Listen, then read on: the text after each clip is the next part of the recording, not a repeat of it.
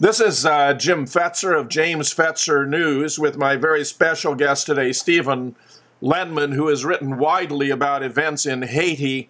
Stephen, it seems to me the Haitian situation combines the worst ingredients of a natural disaster with exploitative capitalism of the kind that Naomi Klein has written about in her book, The Shock Doctrine. Oh, I think it's about as bad as it gets, Jim.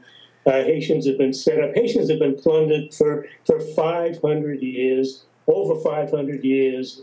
And of course, since America came on the scene, over 230 odd years.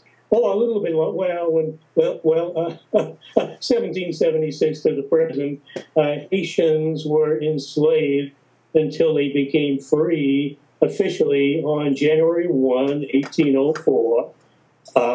They became the first ever free black republic. America was terrified, Jim. So not only did France have it in for Haitians after they freed themselves from Napoleon, but now America had it in for Haitians because we could never recognize a free black republic. Slavery was part of the U.S. system back then.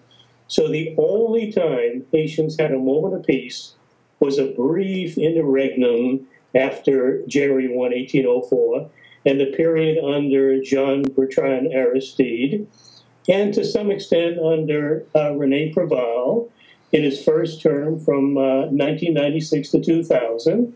Preval sold out his people after being elected again in 2006. He is no better than the other repressive Haitian leaders who basically kowtowed to the imperialists. Imperialist number one, USA. Number two, France. I see the plan now, Jim, is to balkanize Haiti, literally set it up for disaster capitalism. America wants the South. The South, I believe, is the oil-rich part of Haiti. This was something I never knew before, but apparently it's been known for decades that Haiti is extremely oil-rich. Nobody knows exactly because they haven't gone after it yet. But the belief is that the oil potential for Haiti, and with its oil is gas, potentially is immense. 20 billion barrels, Jim, have been found off Cuba. 20 billion barrels of oil. So that makes Cuba a target more than ever. But Haiti, it's believed, has a lot more than Cuba. We have not gone after it up to now because there's plenty of oil in the world. We're getting it out of the Middle East, where 2/3 of the light sweet oil is. The stuff that's easy to get out of the ground, cheap to produce and refine. I think that's got a long way to go before it runs out. But there's plenty of other oil in the world as well, Jim. So-called heavy oil, tar sands in Canada. The U.S. Department of Energy says Venezuela has most of the world's heavy oil, 1.36 billion barrels of it, Jim. 1.36 billion barrels? My God, that's more than the remaining reserves of the light sweet kind. So that makes Hugo Chavez a target, among other reasons. We'll go after Haiti's oil when we want to. It could be that the time is coming. I don't think immediate, but it's coming up. So maybe that was the reason for getting into Haiti now. And I wrote one article, Jim, suggesting that this earthquake may not have been natural. It may have been planned. We have technologies that can do it. We have HAARP technology. We have others as well. HAARP. HAARP technology can cause earthquakes, floods, forest fires, tsunamis, hurricanes, other extreme weather conditions, and we've been working on this for years. So maybe the Haitian earthquake was planned.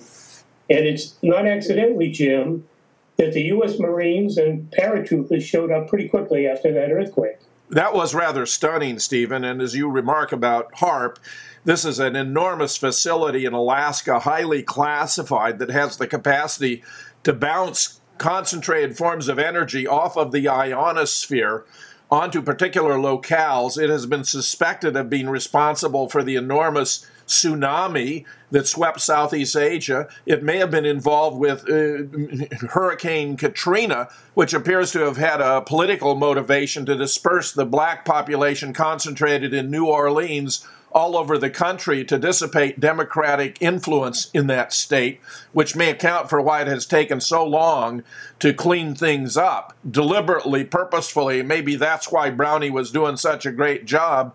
And now, as you say, in Haiti, Stephen, I think there is reason to suspect that this may not be a natural disaster. Oh, absolutely. Southeastern Asian tsunami. Jim, 1.2 billion or more aid was donated by honest people wanting to help people in duress. The aid never went to the people. They were literally forced from the coastal areas. Naomi Klein wrote about this in her book, Shock Doctrine. They've never been allowed back. They're still in the temporary camps they were sent to in 2004. Well, I'm convinced this is exactly what's planned for Haitians. Over 500,000 have been taken out of the Port-au-Prince area. I think they want to get them all out. Whether they can do it or not, I have no idea. But they want to clean that area out. They want to. Port-au-Prince is a disaster. I think they want to level it and rebuild it and go after the resources. Now, whether Haitians will oblige or not, I don't know. I suspect that many of them won't. We're talking about 3 million Haitians. If they get 1 million out, there's still an awful lot of them left. Let me mention one more thing, Jim, in the time that we have. There's a vaccination campaign going on in Haiti. I've written a number of articles about vaccines. I had the world's foremost authority on my program, Dr. Vera Scheibner, an Australian woman, the one that knows more about vaccines than anybody else. She says all vaccines are toxic. Nobody should take them. They often cause the diseases they're designed to prevent, and they weaken the immune system, and they cause all kinds of autoimmune diseases. One more thing as well, they can be bioengineered. They can contain lethal substances. What a way to have a genocide in Iraq, Jim. In Haiti, Stephen, you know, the point you make about oil, however, is suggestive of a pattern we'd seen in recent American history and no doubt longer. For example, our intervention in Iraq and in Afghanistan appears to have been motivated primarily by an effort to take control of Iraqi oil reserves and also to build that enormous pipeline across the northern part of Afghanistan. If we go back to Vietnam in 1968, I watched a half-hour program narrated by Walter Cronkite in which he showed a map of the continental shelf off of Vietnam and explained how the massive international oil companies had already divided it up among themselves. It was the only time I ever heard a reasonable explanation for what we were doing in Vietnam, Stephen. And of course, we will not hold our breath expecting to hear that kind of an explanation about Haiti or Iraq or anything. But it's the same deal over and over again, Jim. Haitians are set up to have it worse than they've ever had it before. Stephen, and the catastrophic consequences for the people just don't matter. I mean, we slaughtered how many millions of Vietnamese, and we're massacring how many hundreds of thousands or millions of Iraqi citizens. This intervention in Afghanistan is stunning and most unlikely to succeed. If Alexander the Great and the Soviet Union couldn't dominate Afghanistan, what reason is there to think we should? But we don't belong there anyway. And if we can't do better by the Haitian people, Stephen, it's a disgrace. It's a smear on the character of the American government. It really proves the idea that we have any democratic credentials, Jim. Not a sham. We literally go from country to country committing atrocities after atrocities, not small ones, massive ones. There's only one word that describes them: genocides.